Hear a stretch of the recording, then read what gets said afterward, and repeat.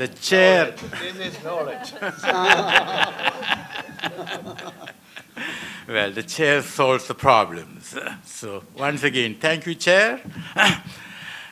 Professor Michele Bagella, Dr. Rajiv Kumar, actor B.D. Moratti, Professor Enrico Giovannini, and my distinguished successor, Ambassador Deepu Saha. I also see the President of India-Italian Association, and of course, dear friend, Umberto Sulpasso. Ladies and gentlemen, it was a couple of springs ago that Professor Sulpasso came to Delhi. We talked about GDKP. I should say that being no economist, it took me some time to figure out what it is. And then, of course, we met Dr. Kumar, and today we have crossed a very important point. So I think looking back, we can look back with much satisfaction, correct? Now, I'm listed as a discussant. A discussant is supposed to make some critical comments on what the main speaker said. Now, I have a problem. I entirely agree with what Dr. Kumar said, so I cannot make any critical comments. Now, let me try to do it in a different way, and that is that let me try to say how important Professor Sulpasso's work is, not only for India, but for the whole world.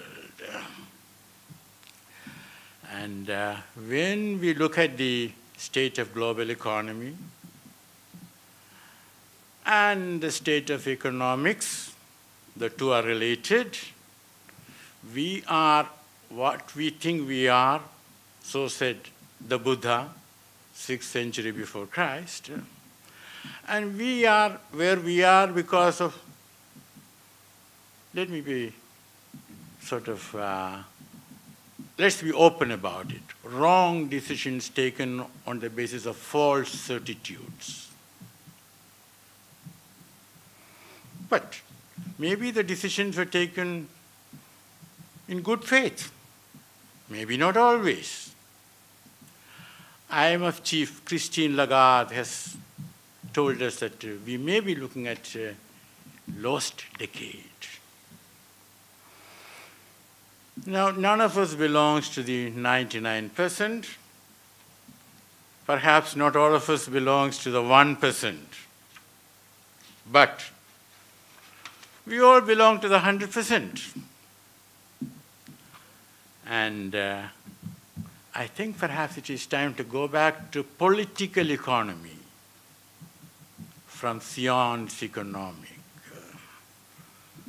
Let me sort of give you an example. I think it was 1997, 98, there was an Asian crisis. And just to be correct about it, one of the Bretton Woods institutions went to Indonesia and had a long discussion with the governor of the Central Bank of Indonesia, and they came to an understanding on many measures to be taken by Indonesia. Well, within 24 hours, the governor was shifted. He lost his job. So, political economy, politics and economics, you can't separate, you see. Now, as we heard from Dr. Kumar, the certitudes are being revisited. Economists are self-correcting, but not to the same extent as, say, physics or mathematics. There is, much talk of the invisible hand. I know many economists have stopped believing in it, but I think it's correct to say that, well, many of those who are taking their decisions seem to believe in the invisible hand. And it is customary to quote Adam Smith. It's not from the benevolence of the butcher, the brewer, or the baker that we expect our dinner, but from their regard to their own interest. We address ourselves not to their humanity, but to their self-love, and never talk to them of our necessities, but of their advantages. One comment. All the three are employed, in fact, self-employed. The butcher, the baker, and the brewer. But in the real world, well, there are many who are without any employment. And that is why we have the 99%. And even those who are employed, very few are self-employed. Now, the theory is that, there are many butchers, many brewers, many bakers, so there will be competition among them, so the consumer will not be exploited. Well, in the real world, the situation is different. Take the case of oil. The price of oil is determined not by demand and supply only. It is determined also by manipulation. The number of paper barrels sold is 10 to 15 times that of the real barrels. So, as Stiglitz put it, the hand is invisible because it just isn't there. After all, we cannot see all that exists. But how can we see something which doesn't exist?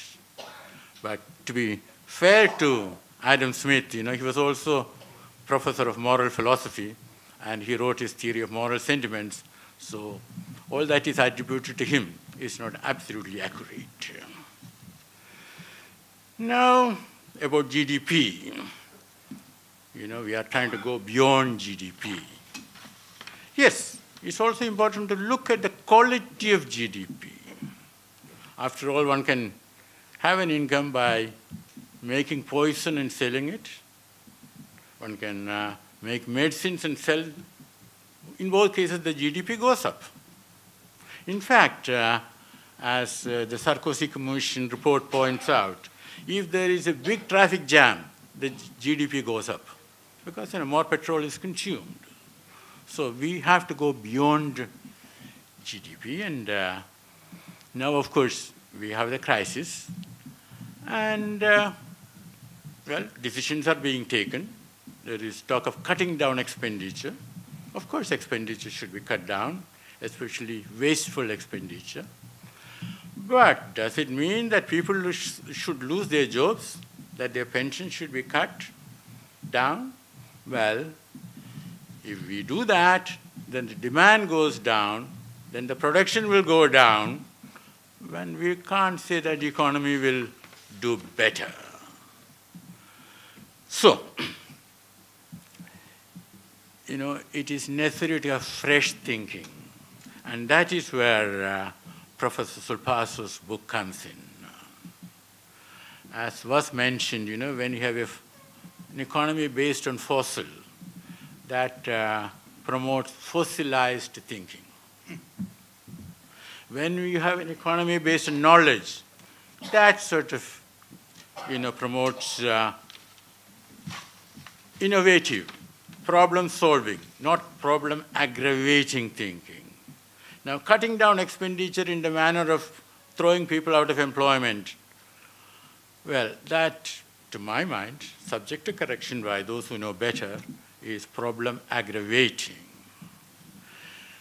Recently, the Jefferson County in the state of Alabama, they filed for bankruptcy.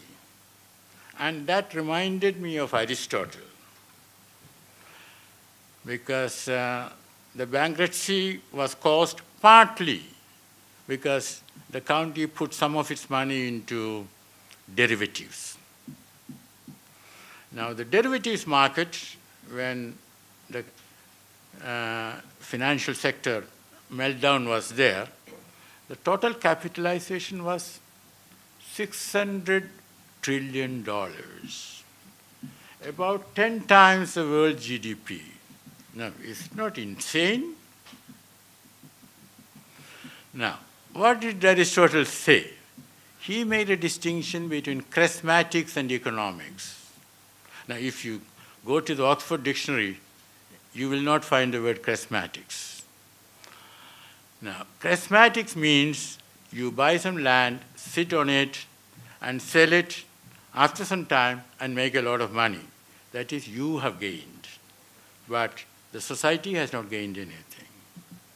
Economics means you buy some land, build a house, plant some trees, and then sell it and make some money. That is economics. That is, along with the private gain, there is a public gain. Now, you decide whether derivatives belong to charismatics or economics. And imagine that these derivatives, some of the, not all derivatives, but some of the poisonous varieties that got us into such trouble, I don't know whether anything much has been done about it so far. So there is a certain deficit of leadership. Now, coming to knowledge, I believe, and perhaps I am in a minority of one, unless Umberto supports me, knowledge is a public good. I do agree that there is a scope for intellectual property rights. If somebody has done a lot of work and has discovered something, well, he's entitled to get a certain return. But frankly, between us, this has been overdone.